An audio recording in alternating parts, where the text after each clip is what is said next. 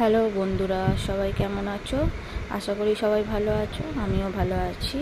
অনেক দিন ধরে তোমাদের সাথে কোনো রকম ব্লগ শেয়ার করা হয়নি, তাই এই ফলাহারি অমাবস্যার ভিডিওগুলো আমার ফোনেই জড়ো হয়ে পড়েছিল। তাই ভাবলাম আমি একা কেন দেখবো, তোমাদের সাথেও কিছুটা ভাগ করে নিই।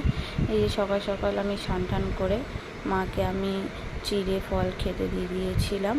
খাওয়ার পরে এখানে ঠাকুমাকে দিয়েছিলাম আনাজগুলো কাটাকুটির জন্য। তারপর আমি এখানে রান্না বসিয়ে নিয়েছিলাম, একটু আলুর দম, রাইস, 5 রকম ভাজা আর পায়েস করে নিচ্ছিলাম। করার পরে আমি আবার পুজোয় বসবো। এই যে আমি রাইসের চালটা ভিজিয়ে রেখেছিলাম, এখানে আমি ভাজাভুজিগুলো করে নিচ্ছিলাম। তারপরে রাইসটা বসিয়ে দিয়েছিলাম। হয়ে যাওয়ার পর আমি ওখানে পুজোর জোগাড়জাটি করে মায়ের পুজোয় বসছিলাম। অনেক রকম কাজের জন্য আমি আটকে রয়েছি, তার জন্যে আমি তোমাদের সাথে কোনো রকম ভিডিও শেয়ার করতে পারছি না।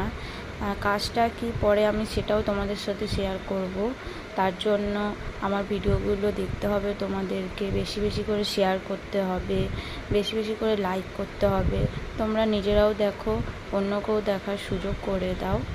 আমি আরও ভিডিও তোমাদের সামনে নিয়ে আসবো। এই যে সন্ধ্যেবেলা আবার রান্নাবান্না শেষ হয়ে যাওয়ার পর স্নান টান করে মায়ের পুজোয় বসে পড়েছিলাম।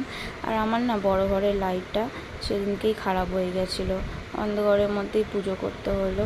এই যে মায়ের সব খাবার দাবার বেড়ে নিয়েছিলাম, গপুকেও খেতে দিয়েছিলাম, সবাইকে খাওয়া দিয়ে আরতি করে নিচ্ছিলাম।